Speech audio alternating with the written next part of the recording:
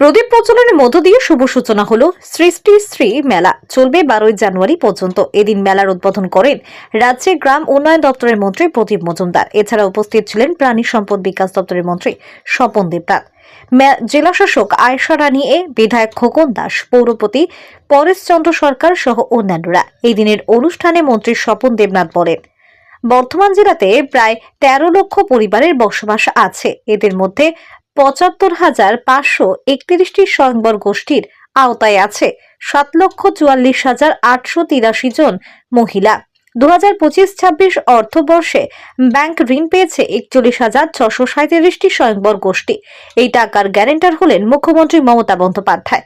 তাহলে এটা কি নারীদের বেঁচে থাকার অধিকার নয়? মুখ্যমন্ত্রী তো নারীদের বেঁচে থাকার জন্য একটা বড় অধিকার দিয়েছেন। বর্ধমান থেকে সঞ্জিত কুরের রিপোর্ট, বর্ধমান পত্রিকা ডিজিটাল। আপনারা ইতিমধ্যে আপনারা ভিডিও থেকে দেখতে পেরেছেন কত সুন্দর জিনিসগুলো আমাদের জেলার মেয়েরা তৈরি করেন। আপনারা সকলে জানেন মাননীয় মুখ্যমন্ত্রী যেভাবে আনন্দধারা প্রকল্পে নাম দেওয়াটাও ম্যাডামেরই দেওয়া নামটা রয়েছে আনন্দধারা। এই সুন্দর একটা আনন্দধারার প্রকল্পের কাজের মারফতে আপনারা জানেন আমাদের মেয়েরা কত স্বনির্ভর হয়েছে। আরও তাদের পাশে আরও কাজ করার জন্য গত বছরই আমরা 1800 কোটি টাকার ক্রেডিট ব্যবস্থা করে দিলাম।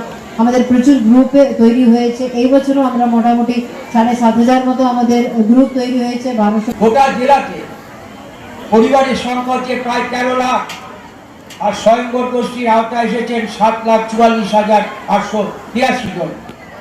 75,831টা গোষ্ঠী। এই বর্ধমান জেলাতে 75,831 জন মানুষ স্বয়ম্বর গোষ্ঠীর মধ্যে অন্তর্ভুক্ত আছেন। তাদের অধিকার দেওয়া হলো না। বেঁচে থাকার অধিকার কি অধিকার নয়? আত্মসম্মানের সঙ্গে বেঁচে থাকা কি অধিকার নয়? সম্মানের সঙ্গে বেঁচে থাকা কি অধিকার নয়? স্বনির্ভরতা কি আপনাদের অধিকার নয়? অধিকার যদি কেউ দিয়ে থাকে 75,831 জন মানুষকে এবং প্রায় দলকে, তার মধ্যে 75,831টা স্বয়ম্বর গোষ্ঠী, আর কতজন মেম্বার? 7,44,833 জন মানুষকে কি মমতা বন্দ্যোপাধ্যায় অধিকার ফিরিয়ে দিলেন না? তাহলে কিভাবে হবে? বিনা পয়সায় নয়। এখনো পর্যন্ত 25-26-এ 41,637টা গোষ্ঠী 1,218.21 কোটি টাকা পেয়েছে এই বর্ধমান জেলাতে। শুধু তাই নয়, রিভলভিং ফান্ড পেয়েছেন 46,768টা স্বয়ম্বর গোষ্ঠী 94.15 কোটি টাকা।